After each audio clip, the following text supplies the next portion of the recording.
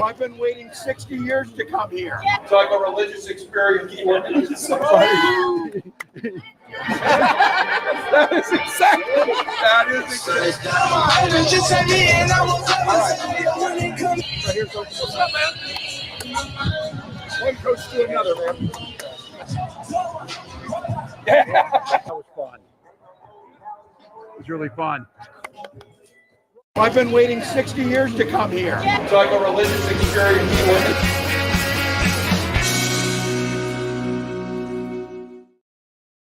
Hey, everybody, and welcome back to Speechless. I'm your host, Kev Ferris, 23-year-old conservative law student here at Liberty University. And if you're looking for any of our other hosts, we are also going to have David, Kate, and Fabian Garcia join me later as we get ready for the Breakaway USA debate coverage here on not only my channel, but Twitch, Twitter, YouTube, Rumble, everywhere under the sun. No matter where you guys are watching from, make sure you like, subscribe, share, comment, all that fun stuff. We got a lot we're going to talk about here today, and I'm excited to be able to reconnect a little bit with my friends with Breakaway USA and everything. You might notice my spaces look a little bit different. Here's the thing is, while I might look different, while the setting might change, don't worry.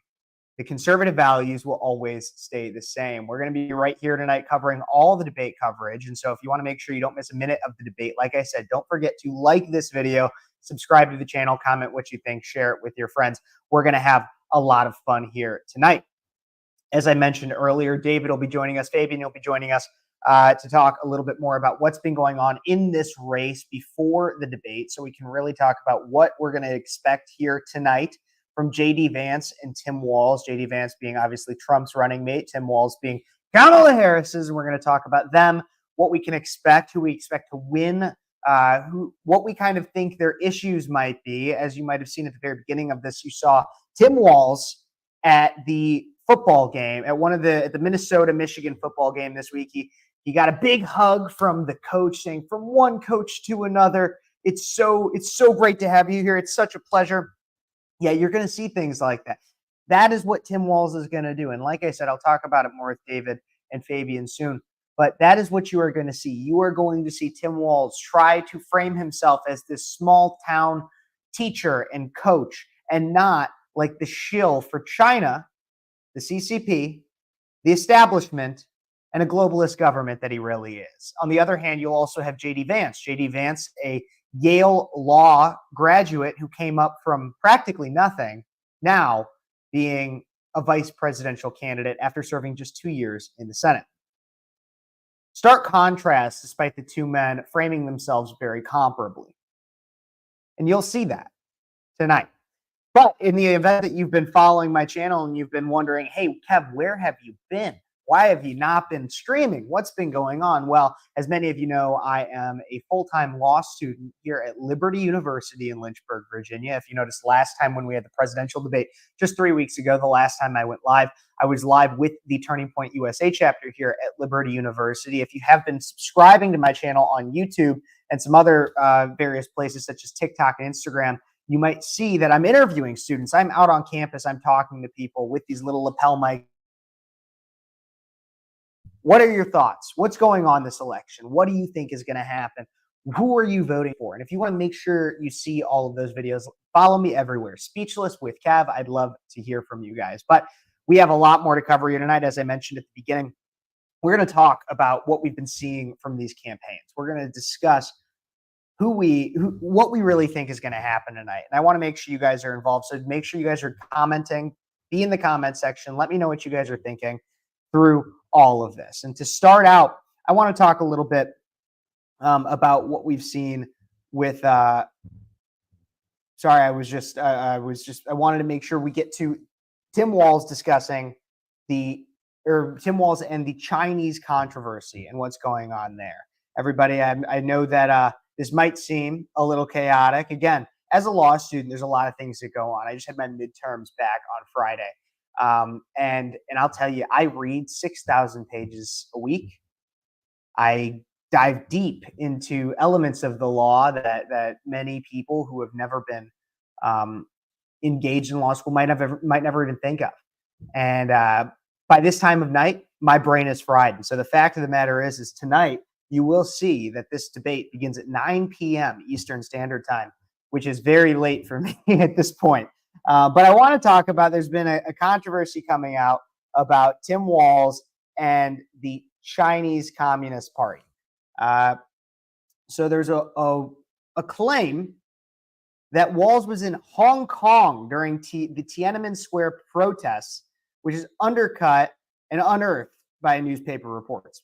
So a newly unearthed report contradicts previous claims made by Minnesota Governor Tim Walz about his travel to China, including a claim that Democratic vice presidential nominee was in Hong Kong for a teaching position in 1989 during the Tiananmen Square pro-democracy protests that ended in hundreds of protesters killed by the Chinese government.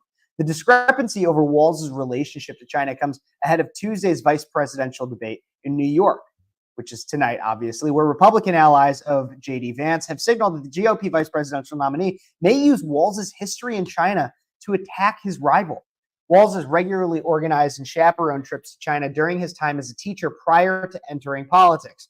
Walz previously said he visited Hong Kong in May of '89, weeks before the Tiananmen Square massacre in Beijing, during a 2014 hearing of the Congressional Executive Committee on China honoring the 25th anniversary of the protest. Walz, then Minnesota congressman, appeared to recall specific details about his trip to the region at the time. Walz further claimed in a June 2019 radio interview that he was in Tiananmen Square. He said, quote, I was in Hong Kong on June 4th, 1989, when, of course, Tiananmen Square happened. And I was in China after that. It was a very strange, of course, all outside transmissions were blocked, Voice of America, and of course, there was no phones or email or anything. This is what Tim Walz had to say. In fact, I can even play a little bit of this interview for you. Take a listen. And I will admit this is from CNN, but take a listen to this piece of this interview. When did you live in China? Late 80s. Okay. So, I was there. I see this happening in Hong Kong as a more serious note. I was in Hong Kong on June 4th, 1989, when, of course, Tiananmen Square happened. And I was in China after that. It was very strange because, of course, all outside transmissions were blocked, Voice of America. And, of course, there was no phones or email or anything. So I was kind of out of touch. It took me a month to know the Berlin Wall had fallen when I was living there. So when did you live in China? During a 2009 hearing of the Congressional Executive Commission on China to commemorate the Tiananmen Square protest, Walz claimed that he was in Hong Kong at the time. Walz is claimed to be at the Tiananmen Square protests many more times than he has actually even probably been to China. When asked by CNN if Walz was in Hong Kong during Tiananmen Square protests, the Harris campaign was unable to provide evidence to substantiate Walz's claims. A source close to Walz told CNN that, quote, the point Governor Walz is making when he discusses this is that some folks in the World Teach program discussed dropping out after Tiananmen Square. But he continued on with the program because he believed it was important for the Chinese people to learn about the American democracy and American history. Wait. So it starts off as, I was in China during Tiananmen Square. I was in China during this to teach about democracy. And now it's just, the point is, it's important people know about democracy. Wait, but the question, campaign, and Mr. Walz, were you there as you so many times have claimed? The answer is no. Tim Walz wasn't in China for the Tiananmen Square incident. In fact, Tim Walz doesn't even really support China. Doesn't really support a pro-American movement in China. Tim Walz supports China. Tim Walz very, very possibly is an agent for the Chinese Communist Party. There's a reason why they're much more favorable to a Democrat nominee for president than a Republican. And it's because Republicans see them as what they are, the Chinese, as an adversarial government, as an adversarial nation.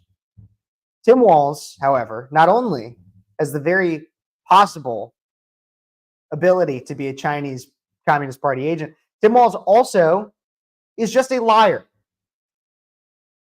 Tim Walz never served in combat, as he once claimed. Tim Walz was not in China during the Tiananmen Square incident. Tim Walz has done nothing of serious significance in his life other than becoming a career politician. Sure, maybe he was a teacher at one point. Maybe he was a good old boy football coach at some point. But all of that is relatively insignificant compared to where he is now and the lies that he is told to get there. And so that is what I expect to see tonight on the campaign trail. And as we continue to consider the real possibility of the lies that Tim Walz says, I also want to discuss the advertisements that might be flooding your television screens. Now, I don't know if you're anything like me, but you guys might sit down on a Sunday afternoon to watch some football. I don't know if you guys saw any of the games this weekend. Quite interesting. Definitely some unfortunate bets made on DraftKings by myself. I don't know about you. But I have been flooded by Kamala Harris advertisements. And so I think it's worth taking a look and a listen to some of these, discussing them, debunking them, and more. So we're going to take a look and listen to a few different Kamala Harris advertisements that have been coming out recently. We'll start with this one. This one is called Focused. This advertisement is called Focused. Take a look and listen. We all know costs are too high, but while corporations are gouging families, Trump is focused on giving them tax cuts. But Kamala Harris is focused on you. Wait. So let's just even restart this. I think it's worth restarting this advertisement. Let's take a look and listen once again here. We all know costs are too high, but while corporations are gouging families, Trump is focused on giving them tax cuts. But Kamala Harris is focused on you. Kamala Harris is focused on you. Isn't Kamala Harris, out of the two that are running for president right now, Donald Trump and Kamala Harris, who is currently serving in an elected office? Is Donald Trump or is it Kamala Harris? Give you a big hint. So much as to say the answer. It's Kamala Harris. Kamala Harris is currently serving as the vice president of the United States. Now, this is what made me so mad, and I never really recapped on my channel much about the presidential debate, but this is one thing that made me so mad, is everything that Kamala says, everything, every policy proposal, every idea she has that she comes up with, that she spits out and then rebukes in this next sentence, whether that's on fracking, the economy, immigration, anything, every idea that Kamala has can simply be discussed as, why aren't you doing it right now? Why aren't you doing it right now? Why aren't you doing it right now? Because right now, Kamala, you are the vice president. And so for her to start this ad in this way, where she says, costs are so high, you're getting gouged, and somehow it's Donald Trump's fault?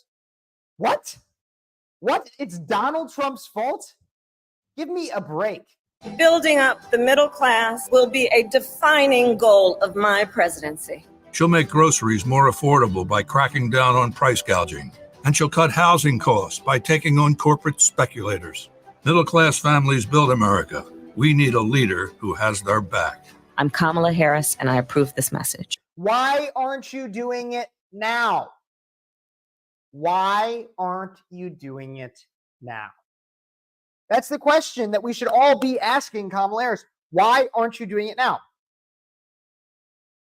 Because you could do all these things to some respect. And also, let's talk about how vague some of these promises are. Once again, let's go back here. We'll go back for the last 20 seconds one more time.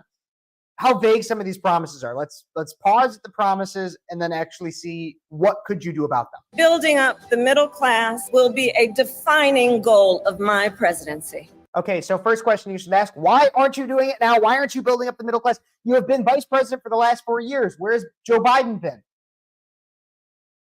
It's an easy answer, everybody. He's been sleeping. He hasn't been doing anything. Been weekend at Biden's for 4 years. And Kamala, where have you been? Actually, a great question. Kamala, where have you been?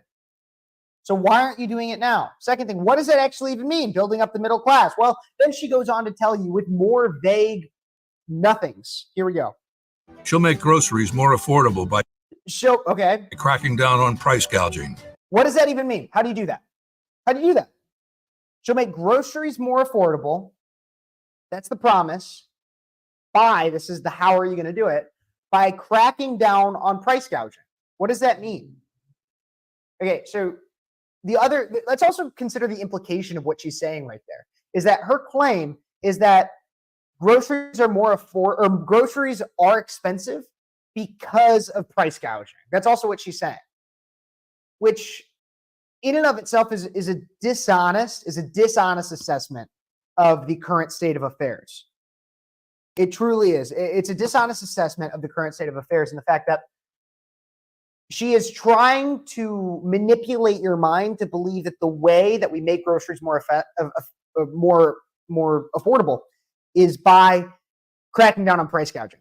Now, there are other ways in which you can make groceries more affordable. There are also many reasons other than price gouging. I would say that price gouging isn't even top 5 reasons that groceries are expensive. And so the reason why groceries are expensive are because we have a very flooded market right now. And a better attack, if you wanted to attack Trump on that issue, you would discuss the bailout checks, the stimmy checks that we all got during COVID. You want to know one reason is because the influx of money into the market that we've never seen before. And now, could you also come back and say that it has to do with the omnibus packages and the consistent record spending we've had under this administration? Absolutely. I'd say that's even more. But if you wanted to attack Trump on why things are expensive, you should go after the stimulus checks. But you want to know why Kamala won't? The reason why Kamala and her campaign won't go after that is because it's something they want to do. They'd never admit it, but they love that. They loved the idea of government redistributing wealth during COVID. They loved that idea. So that's why she won't attack it. The one thing that you could actually blame Trump for why things are expensive, you won't attack him. Why? Because you agree with it. Because you don't care about making things more affordable. You care about having all the power in the world, including that to redistribute people's wealth. But let's keep going, because that's what she says she's going to do about price gouging. And she'll cut housing costs by taking on corporate speculators. What does that mean? What does that mean? What is a corporate speculator? So you're going to reduce housing costs by taking on corporate speculators. What in the flying heck is a corporate speculator? My best guess, and the reason why I asked that is because I have an okay idea of what it might be. My guess would be that a corporate speculator is somebody who from a very, very large corporation that looks at housing in an attempt to buy up large properties so then they can rent it or sell it at large profits. They come in, they gentrify essentially, and then they sell off that same property. That's probably, I'd assume, that would be definitively, you'd have somebody who's from a corporate world, then a speculator, somebody who's watching the market and attempting to manipulate it through large monetary investments. So that's what I would assume a corporate speculator is. But you see how much the average person, you're not sitting at home. You're not sitting at home around your kitchen table saying, man, housing costs are so big right now. Let's hope those corporate people aren't speculating. I wish the government would really do something about those corporate speculators. No one's saying that. You want to know why? This just shows you how out of touch the Harris campaign is with the average person. They'll start off with a problem that everybody agrees is a problem. Housing costs, expensive. True. Maybe it has to do with the fact that the Fed has had record increases to loan or to interest rates, and then only just recently cut it for the first time in the entire Biden presidency. First time it's been cut. Maybe that's why housing prices are out of control. Oh, no. It's the corporate speculators. man, maybe it really sucks how my grocery bill, I get like 4 things and it's like $75 now. It really sucks. Maybe it's because like we've made it so that there's so much money in the market, and the way the market that causes inflation. Maybe it's because the Inflation Reduction Bill did the exact opposite of what its title insinuated. No, Kamala says. No. That's exactly how she says it too. No. It's actually price gouging. That's Kamala for you. That's exactly what she does right here. And she makes it seem like, and she uses these words that have no meaning or that are so nebulous that you have to try to interpret it entirely on your own. And so that's the first advertisement from Kamala Harris. Now, this next one, it's called Wanted. The next number two, the next Kamala Harris advertisement, Wanted is what this one's called. Take a look and a listen right here.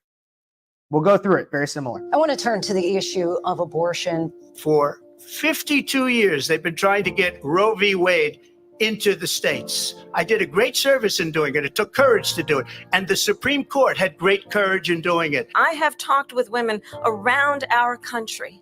You want to talk about this is what people wanted? Pregnant women who want to carry a pregnancy to term, suffering from a miscarriage, being denied care in an emergency room because the healthcare providers are afraid they might go to jail, and she's bleeding out in a car in the parking lot. She didn't want that. Her husband didn't want that. Okay, I also want to. So what they're obviously trying to do here is play off the lack of public knowledge as to what Roe v. Wade actually did. Roe v. Wade just sends the issue of abortion back to the states. Roe v. Wade does not ban abortion in and of itself, or getting rid of Roe v. Wade does not ban abortion in and of itself. It doesn't necessarily say you don't have a right to abortion. It just says you don't necessarily have a right to abortion under the 14th Amendment, the interpretation of a privacy clause. No, you really don't have. You really have here a predatory attempt from the Harris campaign to try to manipulate public opinion based on disingenuous education regarding the Roe v. Wade decision. And so that's what they start with Trump and saying, like, I'm proud of terminating Roe v. Wade. And also, they'll quote that from Fox News, but they won't quote the fact that, yes, it actually, like, most people do want Roe v. Wade overturned, but when you ask them, because they don't know what Roe v. Wade is, they say no, because they believe Roe v. Wade bans abortion, like the Roe v. Wade protects from a ban of abortion. That's not true. No. Again, Roe v. Wade sends it back to the states. So really what we're seeing here is just disingenuous reporting from the Harris campaign. So it took courage to do it. And then eventually we get to a very, very long run-on sentence. Around. This is a major run-on sentence. Let's just wait until we hear a period. Everybody, let's wait until we can find a period in this sentence from Kamala. Doing it. I have talked with women around our country. You want to talk about this is what people wanted? Okay, we're going to start with, you want to talk about this is what people wanted. Wait for the period. Pregnant women who want to carry a pregnancy to term, suffering from a miscarriage, being denied care in an emergency room because the healthcare providers are afraid they might go to jail, and she's bleeding out in a car in the parking lot. She didn't want that. Her husband didn't want that. A 12 or 13-year-old survivor of incest being forced to carry a pregnancy to term. They don't want that. Okay. She never even actually really got to a period. We're going to try to understand that sentence. That was like 30 seconds-ish of a sentence that never actually was. You want to talk about this is what people wanted? This is what people want. Pregnant women who want to carry a pregnancy to term, suffering from a miscarriage, being denied care in an emergency room because the healthcare providers are afraid they might go to jail, and she's bleeding out in a car in the parking lot. She didn't want that. Her husband didn't want that. Her husband a 12 or 13-year-old survivor of incest being. So the thing is that this sounds like it could be a sentence. This sounds like it's a point, but it's not. That's the crazy thing is, so You want to talk about this is what people want. And it's like, okay. Then she just starts rambling fragments of pretend stories, of hypotheticals that Democrats always run through. There's incest and bleeding out in the back of car, and you're going to arrest a person for attempt abortion, and that's how she sounds to me. But that's exactly what she's doing. She doesn't actually say anything, and she doesn't even actually form a coherent full sentence. You'd think that she's probably just taking notes from her predecessor, but that's besides the point. Let's finish off this app. Forced to carry a pregnancy to term? They don't want that. I think the American people believe that certain freedoms, in particular the freedom to make decisions about one's own body, should not be made by the government. I'm Kamala Harris, and I approve this message. Okay, so that's obviously her very blanket abortion ad to just try to say Trump bad, hate women, and manipulate and the American public off of the misconceptions regarding the Roe v. Wade decision and the Dobbs v. Jackson decision. Which that's the fascinating thing is the Harris campaign and Kamala Harris and the progressives. They always want to say bring up Roe v. Wade. Nobody ever wants to say Dobbs v. Jackson. Nobody ever actually wants to talk about the case that overturned the precedent, why it did, or anything like that. Nobody ever wants to talk about the fact that it's actually a democratic decision to say, hey, states, you should have the right to decide for yourselves and vote on your own abortion laws. And nobody ever wants to talk about that.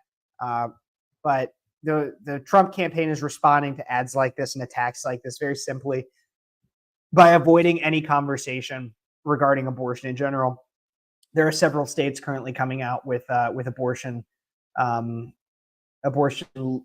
comments regarding or abortion votes in some way on their ballots this upcoming election. And a lot of Republicans are just ignoring to talk about it because they see it as an election killer. Whether or not it is, we'll see at the ballot box and compare it to 2022 when the first round of a lot of abortion legislation was being put on the ballots. We'll see.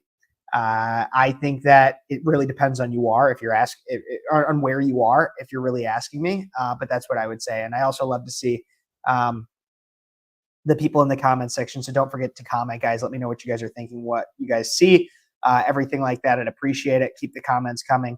Let me know.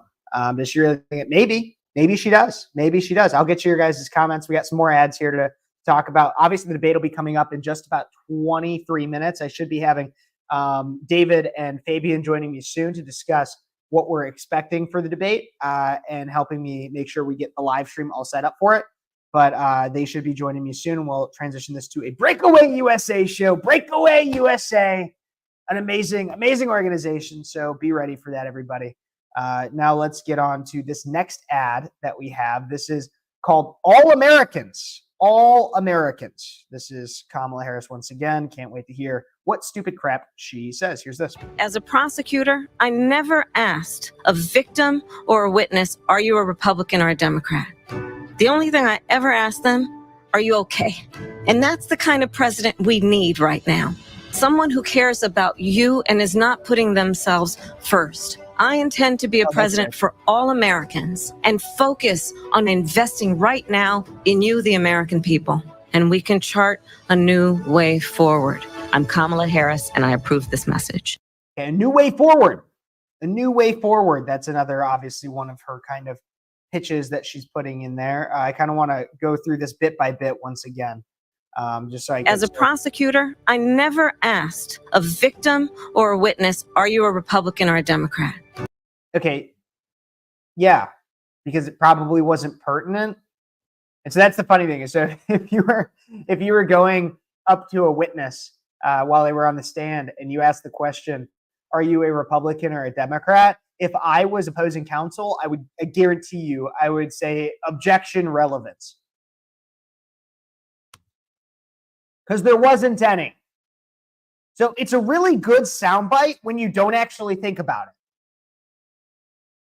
And that's really honestly, that's a lot of, I want to listen to it one more time. Just listen to it one more time. As a prosecutor, I never asked a victim or a witness, are you a Republican or a Democrat?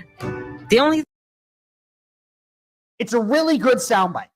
But but with the majority of Democrat policy, when you think about most of what they say, or when you hear most of what they say, Democrats, you instantly think to yourself, that doesn't actually, that makes no sense.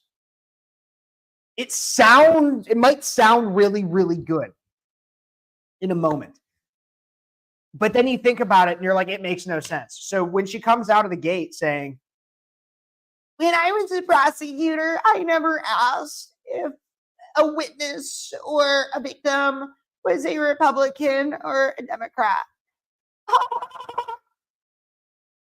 Yeah, that's because you'd have no reason to, idiot. And then she comes out with this next part. Thing I ever asked them, are you okay? And that's the kind. Are you okay? Well, ask me that now, Kamala. Ask me that after I'm done filling up my car with gas. No, I'm not okay. Because of you, idiot. Kind of president we need right now. Someone who cares about you and is not putting themselves first. I intend to be a president for all Americans and focus on investing right now in you, the American people. Well, then why aren't you doing it? Once again, we go through all these ads. Why aren't you doing it? Huh? Why aren't you doing it? It's the main question that should be asked. Why aren't you doing it? We can chart a new way forward. I'm Kamala Harris, and once again, a new way forward. What the hell does that mean? A new way forward? A new way forward. What was the last 4 years then, Kamala? An old way backward? What? Does anybody else just sit in silence for at least 15 minutes a day, contemplating whether or not a voter who considers voting for Kamala Harris? Do you ever sit for 15 minutes plus, just sitting in silence, contemplating how somebody could vote for the most brain rot dribble that American politics has pretty much ever seen? And we had the New Deal in the 1930s. And this is a billion times dumber. Have you guys ever seen the movie Idiocracy? We are living it. We are living Idiocracy. And this is a perfect example. We are living in Idiocracy. Kamala Harris is the Idiocracy candidate. We have the dumbest person ever running for president. So Kamala Harris would likely want to tout the fact that she's a woman, that she's black or Indian, depending on what day it is, or who she's talking to.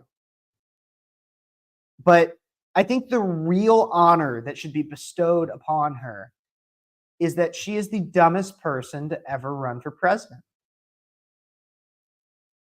Truly the dumbest person to ever run for president. And if you want to know even further about that, I want to share this clip with you guys. I don't know if you guys have heard. If you're not from the East Coast, you might not have seen anything about this.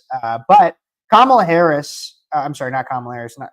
She might as well. But a truly big disaster that has been plaguing the East Coast is Hurricane Helene, who's claimed many lives, has obviously destroyed billions and billions worth of damage. And it's just an important time, not only obviously pray for all those families. If anybody who is currently watching has been affected by the hurricane, I pray for you. I only got rain from it here where I live in Virginia. And so I can only imagine how many other states further south of me got hit, or even a little bit further west in Tennessee. But this is a good time. Now, I don't want to politicize a tragedy.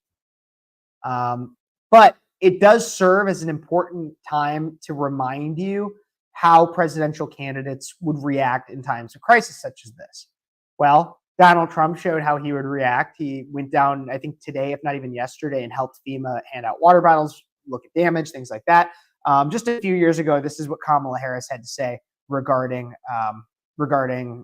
emergency response. We'll take a look at this, and then we'll have David and Fabian join. Communities and our communities of color that are most impacted by these extreme conditions and impacted by issues that are not of their own making. And so women. Absolutely. And so we have to address this in a way that is about giving resources based on equity, understanding that we fight for equality, but we also need to fight for equity, understanding not everyone starts out at the same place. And if we want people to be in an equal place, sometimes we have to take into account those disparities and do that work. So what an amazing opinion, honestly, is that we should help people based on their skin color get out of these instances. That's exactly what we should do. And so to help me dissect that a little bit more, we're going to bring on my good friends. Of course, we have Fabian Garcia, we have David Kate. We're going to figure out our right. There we go. There we go. We got you guys on. Yeah.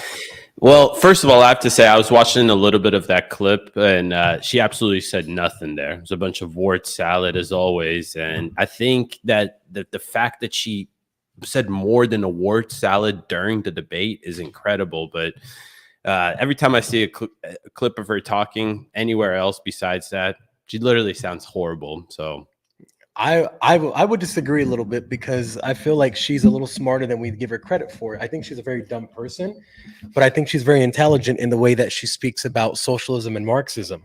She says we all want them to be in the same place. So she's speaking for us now, when in reality we know that when the only political structure where everyone is in the same place is communism.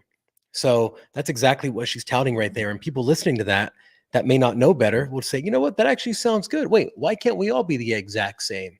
Well, because there's something called communism, and we've tried it many times and it never worked. So yeah, that communist doublespeak really pops out at me whenever I hear it. That's exactly what I was just saying too. I don't know how much you guys caught. I know you guys were getting set up and stuff, but I was going through some different Kamala Harris ads because my Sunday NFL football has been plagued with a bunch of Kamala Harris ads, especially being in Virginia here, where it's within the margin of error, not necessarily seen as a swing state, but still within the margin of error. I'm sure you see a lot, David, being down in Georgia. I don't know, are you in Georgia right now too, Fabian? I am. I'm sitting right across from Mr. David. My God, we got all of us on the East Coast. It's crazy, but but I don't know for anybody. This is a quick aside for everybody, but when we used to do this show, we were all in different time zones. It used to be David on the East Coast, I was in Central Standard, and Fabian was all the way on the West Coast on Pacific Standard. And so it's insane that we're actually all in the same time zone for once. And of course, it's at a time when we have a debate scheduled at 9 p.m. Eastern Standard. Whoever decided that is an absolute idiot. But probably Kamala. I was going to say it's most likely like Tim Walz, right? Because he doesn't want people to see his performance tonight. Oh, absolutely. JD Vance is going to mop the floor with him. Go ahead. My bad. Is exactly what you were saying, though, Fabian, is that so much of what we hear out of the Democrats is these things that they say very, very vague statements, or they'll say things that might, to the untrained ear, sound nice, but really say very little, or say something that is actually evil. And I was just covering that with a lot of Kamala Harris's ads. She'll say things. She had one thing where she talked about how what she was doing is she wanted to cut the price, or she wanted to cut the cost of housing. And the way that she said she was going to cut the cost of housing is by cracking down on corporate speculators. Now, I'm not a real estate agent or anything, but what is a corporate speculator? It's like a gold or oil speculator. You know, they go and they dig holes in the ground and they speculate about things. I honestly have no idea what the hell that lady's talking about. I don't know that she does either. I heard that when she picked Tim Walz, she was dizzy. She was sleep deprived. I don't know if you saw that. I don't know, but it's just nothing makes sense. It does actually. The reason she picked him, because if it was not him, it was Shapiro, right? And Shapiro was like, "Hey, I'm gonna do this. Give me the position, right?" And he was like, whatever you want me to do, I'll go ahead and do it. Yeah. Right. So she chose him because she does not want him to outshine her. And Well, that's a and Shapiro was a little too Jewish, I'd say. that played a major factor. He's a little too pro-Israel as well, right? Let's add that in there. But I think that's a key factor as well in there. And they were like, how can we get a white male that doesn't play into the Jewish part? Tim Walz. And so they're stuck with him. They have a lot of record to defend tonight, in my opinion, especially the main thing that I just hope they keep hammering over and over. Kev, I like what you said while I was watching your pre-show a little bit, that all they just keep having to nail is that, why haven't y'all done this? Why haven't y'all done this? Y'all had the opportunity to do this. Why haven't y'all done this? And I'd add another important thing that they should add, in my opinion, is that, hey, Tim Walz, why have you implemented such a radical policy when it comes down to sanctuary for kids, running away from certain states that may not provide gender affirming care or whatever it is? 66% of Democrats even say leave the kids alone. So that is a very extreme policy. And I'll just nail that over and over and over. Absolutely. And so that's what I really want us to get into. We got I think it's about 10 minutes. And production, I'm giving it over to you on making sure that we can get the debate and everything live streamed up for everybody who's watching, and everybody, no matter where you're watching from, make sure you check out not only if you're watching on any of my channels,